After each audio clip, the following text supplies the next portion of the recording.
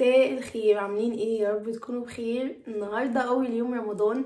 بعتذر جدا عن صوتي للمره اللي معرفش كام، ولكن انا لسه تعبانه قوي وصوتي طالع بالعافيه، ولكن قلت ما ينفعش افوت اجواء رمضان معاكم يا جماعه، اجواء اول يوم رمضان معاكم، فقلت اخدكم معايا النهارده اول يوم رمضان. انا مبسوطه قوي قوي قوي، انا بحب رمضان وبحب اجواء رمضان، وبحسني كده ما بتعبش نفسيا طول رمضان. انا نفسيتي كويسه طول ما احنا في رمضان. قولوا لي طبخين ايه النهارده؟ طبعا مش محتاجه اقول لكم انا طبخه ايه، محشي. كلنا تقريبا طبخين محشي النهارده. النهارده هعمل محشي وهعمل لحمه وسمبوسك، والحلويات هتبقى قطايف. انا متعوده اول يوم بعمل قطايف. انا نزلت امبارح اشتريت قطايف وكنافه وحاجات السحور وكده، ولكن ما عرفتش اصور معاكم خالص لان المكان كانت زحمه جدا الدنيا كلها كانت زحمه، وتقريبا الناس كلها كانت في الشارع امبارح. انا اشتريت نوع السمبوسك ده، يا رب يطلع كويس. هعمله النهارده. احنا بنحب السمبوسك بتبقى الجبنه. بالمناسبه يا جماعه، انتوا بتقولوا عليها سمبوسه ولا سمبوسك؟ تفرق. انا مش عارفه انا بقول عليه ايه، مره كده ومره كده. هستخدم الميكس جبن ده بتاع الحمد، هعمله معايا، ممكن اقطع عليها فلفل الوان. هشوف هعمل ايه، وهنعمل القطايف مع بعض. هحاول اخدكم معايا في اليوم كله النهارده، نشوف هنعمل ايه، ويا رب نصمد ونعرف. المهم انا هبدا اسلق اللحمه دلوقتي لانها اكتر حاجه هتاخد وقت معايا، وانا عشان عندي طفله فهي مش صايمه معانا فلازم تاكل، فاهمين؟ فانا هحاول كل يوم اعمل الاكل بدري شويه عشان هي تعرف تاكل، فاهمين؟ هي مش هتستنى معانا المغرب من غير اكل يعني. المهم فانا هسلق اللحمه دلوقتي لانها بتاخد اكتر وقت، وبعد كده نشوف هنعمل. حطيت حله تسخن قوي، وانا من الناس اللي لازم تشوح اللحمه، معرفش احطها في الميه كده على طول، فانا هدي اللحمه تشويحه الاول.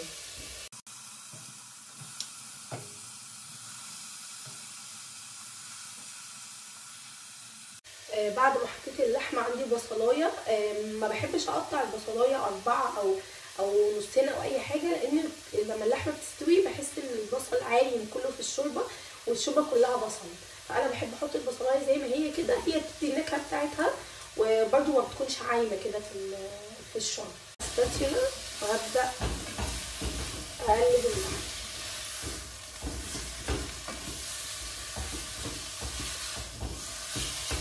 هفضل اشوح في اللحمه لما اللحمه تاخد لون والبهارات تتشوح مع اللحمه، وبعد كده هحط الميه عليها. حطيت كميه الميه وهغطي على اللحمه. عايزين التركية يا جماعه في ان الشوربه تطلع معاكم كويسه، وان اللحمه تطلع كويسه والشوربه ما تطلعش زفره، انكم تشيلوا اي ريم بيطلع على الشوربه. لازم اي ريم بيطلع على شوربه اللحمه يتشال. هي دي التركية الوحيده اللي بحسها بتفرق قوي في شوربه اللحمه وفي سلق. واخيرا يا جماعه خلصت خلطه المحشي. انا عملت الخلطه دي، ما رضيتش اصور معاكم لان انا شاركتها معاكم قبل كده. انا هعمل النهارده محشي مشكل، كوسه وفلفل وبتنجان، ومش انا اللي مقوره المحشي ده، دي ماما ربنا يبارك لها يا رب، لان انا ما عنديش وقت خالص ان انا اقعد اقور محشي وبستصعبه بصراحه. المهم فهقعد احشي بقى كل الكميه دي كلها، ونشوف بعد كده هعمل السمبوسه. يعني بعد ما اخلص المحشي على طول هعمل السمبوسه. هنا خلاص بقى كنت بدأت في حشي المحشي. جربت الاول كده ان انا امسك معلقه واحشي بيه، لان مش علشان انا خايفه استعمل ايدي، ولكن عشان الرز كان سخن جدا جدا، فانا قلت اجرب بالمعلقه، ولكن مش كنا هنخلص بصراحه. يعني المعلقه كانت كبيره على البتنجانيه ذات نفسها، وكانت بصراحه غلبه، فقلت استخدم ايدي بقى. ساعتها ايدي يعني بعد ما خلصت ايدي كانت كلها محروقه من سخونيه الرز، لان كان الرز لسه ساخن، وانا قلت احشي بسرعه بقى ما استناهوش لما يبرد علشان انجز واخلص. اكتبوا لي بقى تحت في الكومنت انتوا فطرتوا ايه اول يوم رمضان، وعملتوا حلويات ايه. انا متعوده من اول ما اتجوزت الحمد لله، يعني ان ماما بتقور لي المحشي ده وبتبعته لي في اليوم اللي قبل رمضان، وانا دايما اول يوم رمضان بعمل محشي مشكل ولحمه، وبعمل قطايف. يعني ده انا متعوده عليه من ساعه ما اتجوزت. اليوم ده انا كنت بحاول انجز على قد ما اقدر، لانه بنتي بجد كانت ماسكه فيا. الصيام يا جماعه طلع مع الاطفال صعب جدا جدا، يعني رمضان مع الاطفال صعب جدا. الاطفال عايزه فرهده طول النهار وعايزه طاقه طول النهار، وانا مبقاش عندي طاقه خالص في الصيام، فكنت هنا بحاول انجز، وكنت بدأ الاكل بدري كمان. يعني بدأ الاكل بدري، حتى انا خلصت المحشي كان حوالي الساعه 2. قلت اعمل الاكل واسيبه احسن ما اتاخر يعني. خلاص زي ما انتوا شفتوا انا خلصت المحشي، ولكن الوقت لسه بادئ، يعني الساعه دلوقتي 2، فانا سبته وركنته على جنب، مش هسويه دلوقتي خالص، هسويه على الساعه 5 كده. المهم دوري السمبوسه دلوقتي. زي ما قلت لكم انا هستخدم النوع ده من السمبوسه، وده اول مره انا اشتريه، فانا مش عارفه اديكم عليه ريفيو، لو طلع كويس هقول لكم. وهستخدم ميكس الجبن ده بتاع الحم، وهستخدم كمان اللبنه دي بتاعت مزارع دينا، وجبنه بيت عاديه خالص خالص هحطها برضو مع الخليط. وهقطع شويه تركي مدخن من اللي انا جايباه للسحور، هقطعه برضو على الحشوه. وهقطع فلفل الوان اصفر واحمر، وكمان قرن فلفل اخضر كده حراق شويه. هنا بقى جبت بوله كبيره حطيت فيها الفلفل الالوان اللي انا قطعته. هنا برضو كنت مسجله معاكم صوت، يعني كنت بتكلم معاكم، ولكن يعني قفلت الصوت لانه بنتي كانت بتزن ساعتها. والله يا جماعه في حاجات كتير قوي قوي قوي محتاجه تتصور، محتاجه ان انا اصورها، ولكن في وجود الاطفال صعب، يعني صعب بجد، بيبقى في 100 حاجه عايزه اصورها في اليوم وما بعرفش اصور غير حاجتين او 3. المهم فانا حطيت هنا الفلفل الالوان، وهحط بقى الجبنه الميكس اللي انا قلت لكم عليها دي. هو شويه جبن كده، اي جبن عندكم، مش شرط اللي انا حطيتها، مش شرط الانواع اللي انا حطيتها، اي حاجه عندكم. في ناس بتعملها بفيتا ونعناع، يعني جبنه فيتا ونعناع. في ناس بتعملها باللحم، في ناس بتعملها بالفراخ.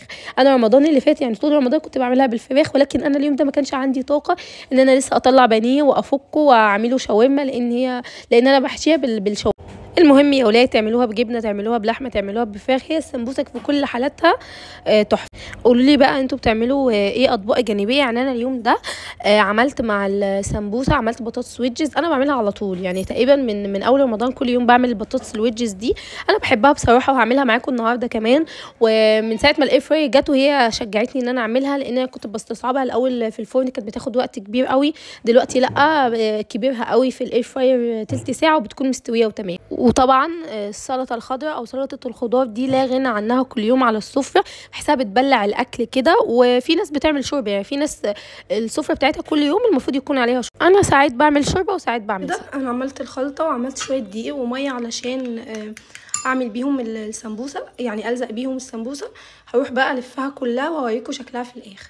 اخدت بقى السمبوسه والحشو، اخدت صينيتي كلها وجبت صينيه تانية علشان احط عليها السمبوسه اللي هلفها. ورحت بقى حطيت كنت بسمع حاجه ساعتها يعني، وقعدت بقى الف السمبوسه. بصراحه السمبوسه يومها تعبتني جدا جدا، لان كانت عماله بتتقطع، وكانوا ورقتين مثلا مع بعض، لما بتحاولي تطلعي كل ورقه لوحدها بيتقطعوا من بعض.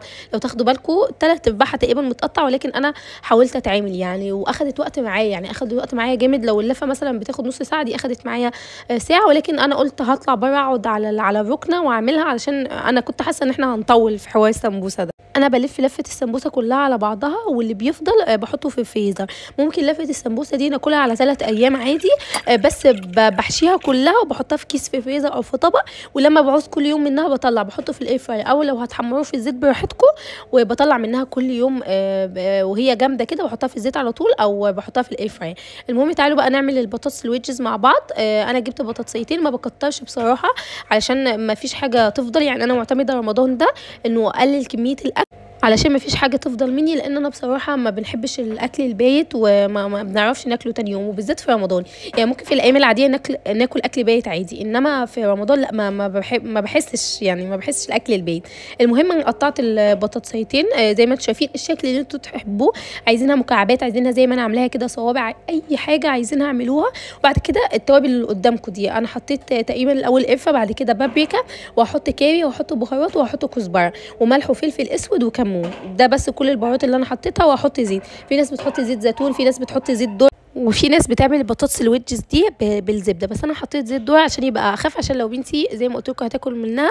وزي ما قلت لكم قبل كده انا بعمل حساب بنتي في الاكل، ويعني هي بتاكل من اكلنا عادي، ملهاش اكل معين، بتاكل من اكل البيت عادي، ولكن بيكون قليل ملح، بيكون مستخدمه زيت كويس، نوع كويس، ما بستخدمش زبده مهدرجه، فاهمين؟ فباخد بالي يعني من الحاجات دي، وباكلها عادي من اكل البيت. يعني ما اقدرش بصراحه اعمل اكل لينا واكل ليها وكده. فهي من ساعه ما تمت السنه وانا باكلها من اكل البيت عادي خالص، ولكن بيبقى بمعايير، فاهمين؟ حطيت كل البهارات وحطيت زيت الذره. هبدا بقى ادعك البطاطس كويس قوي. انا عملتها قبل ما احطها في الاير فراير بحوالي ربع ساعه، يعني بحيث تاخد يعني البطاطس تاخد طعم البهارات وتتبل كويس. سبتها تتبل حوالي ربع ساعه. بدات زي ما انتم شايفين ادعكها كويس قوي قوي، وادعك البهارات والزيت فيها علشان البطاطس تاخد من كل البهارات وتاخد من كل الزيت والبهارات تغلف البطاطس. وبعد كده هحطها في الاير فراير. حطيت ورقه زبده وحطها على ورقه الزبده في الاير فراير. انا عملتها على تلت ساعه على درجه حراره 200. اخدت بالظبط تلت ساعه وطلعت مستويه وتحفه وما نشفتش خالص في الاير فراير. بصراحه وانا بعملها كنت خايفه تنشف في الاير فراير، ولكن طلعت تحفه احسن من الفرن بمراحل بصراحه. انا اليوم ده ما عرفتش خالص اوريكم الشكل النهائي لاي اكل لان كنت مستعجله جدا جدا، وعلى الرغم من ان انا بادئه في الاكل بدري، ولكن ما اعرفش جيت ساعه الفطار كنت متوتره وبسقي بسرعه وما اعرفش ايه، فبصراحه ما عرفتش خالص اوريكم الشكل النهائي للفطار. قلت بقى اختم معاكم اليوم عشان ابقى بداته من اوله لاخره. اختم معاكم اليوم بالسحور بتاعنا. بصراحه انا يعني في السحور ده مشكله انا ما بقدرش اصحى خالص، فلازم اكون مجهزه السحور من قبل ما انام. بصوا حقيقة يعني احنا ما بنتسحرش فول وفلافل والحاجات دي، ما بنتسحرهاش خالص يعني. ما افتكرش ان انا اتسحرنا حاجة زي كده. دايما سحورنا بيكون خفيف، يا اما زبادي يا اما لبن رايب يا اما سندوتشات زي اللي انا بعملها دلوقتي دي. احنا بنجيب الفينو من بالليل، بجهز السندوتشات بحطها في كيسة واحطها في العياشة. بنصحى على طول قبل السحور يعني قبل الفجر ما يقدم بحاجات بسيطة قوي، بناكل السندوتشات دي وبنشرب ميه وخلاص. يعني احنا كده تمام. انما بقى ان انا اقوم واجهز بطاطس وما اعرفش فول وما اعرفش الحاجات دي ما بعرفش بصراحه. يا اما بقى اسهر لعند السحور عشان اقدر اعمل الاكل ده. المهم انا هنا جبت الفينو دهنته الاول جبنه فيتا، وبعد كده هقطع الشرايح بتاعه التركي المدخن واللانشون، وهبدا احشي كل السندوتشات اللي عندي. بس كده خلص فيديو النهارده. حاولت اخدكم على قد ما اقدر من الفطار اللي عند السحور. قولوا لي رايكم في الفيديو، واستنوني ان شاء الله فيديوهات كتير قوي هحاول اصور معاكم على قد ما اقدر في رمضان، لان انا بصراحه بتكون طاقتي الصفر في رمضان.